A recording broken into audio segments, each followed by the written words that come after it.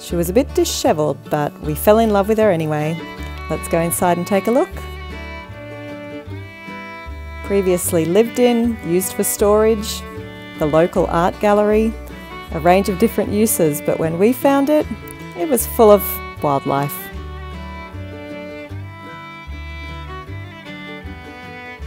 It's located in a beautiful spot in the Hunter Valley with Wadigan views through the back paddocks.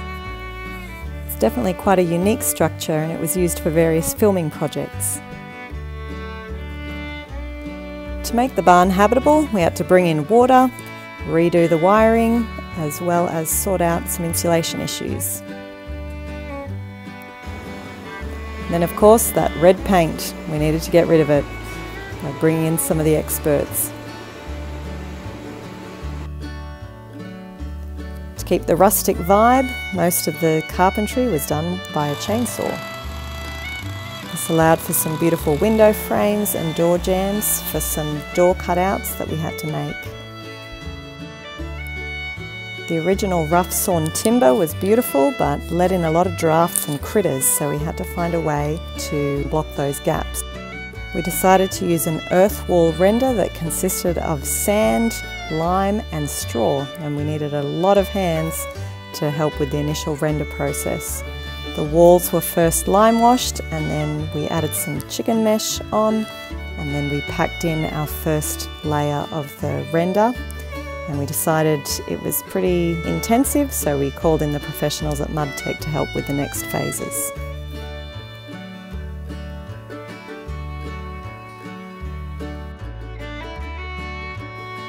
They taught us how to make the mixture and brought the appropriate tools to apply it, which was a great learning process.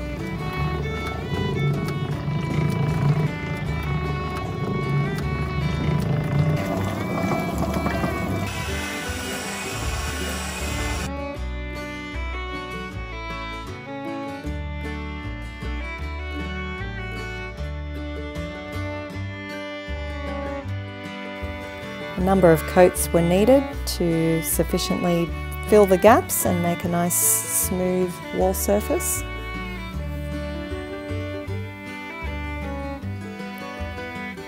And once 3 or 4 coats went on, then we could start the smoothing off and polishing process to give the wall the look that it has today. I think of it like a snowboard where you're using the edges to manipulate the snow. And you can sort of go from pushing in one direction to pushing in the other direction like you would do a changeover. Yeah.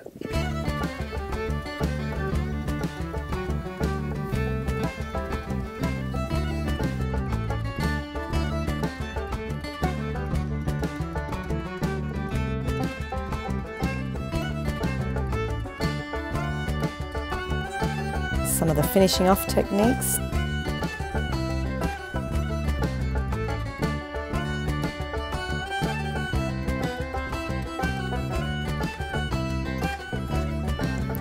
Highly recommend the MudTech guys, they did an absolutely fabulous job. And after the install of the fireplace, this is how the downstairs looks now. Now we'll take you upstairs where lots of carpentry was needed to fill a whole heap of gaps.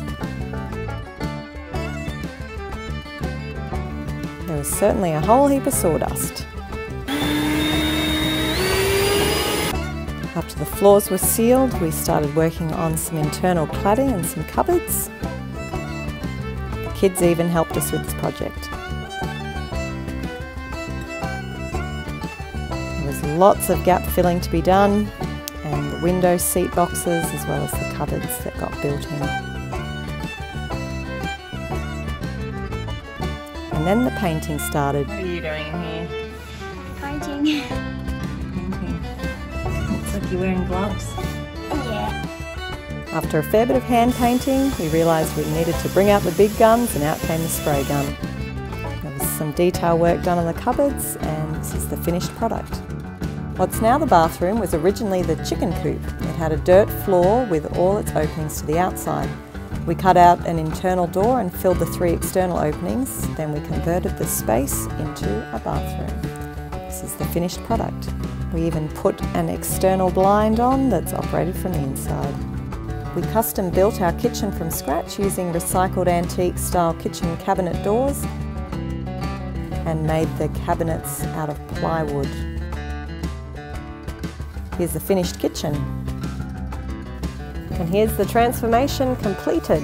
The whole project took us about 1.5 years with plenty of Sundays and holidays and after work hours going into it, and we just praise God for the end result.